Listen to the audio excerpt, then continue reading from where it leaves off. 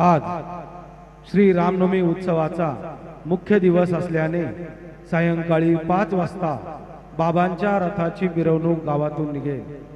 मिरवणूक परत आल्यानंतर धूप आरती शुरू होईल।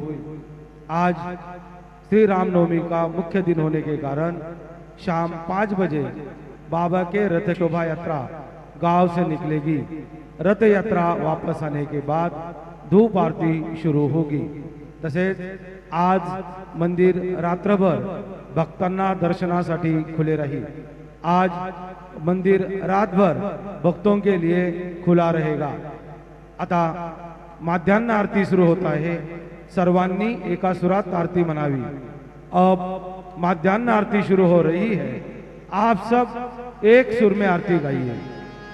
श्री सच्चिदानंद सद्गुरु साईनाथ महाराज की जय।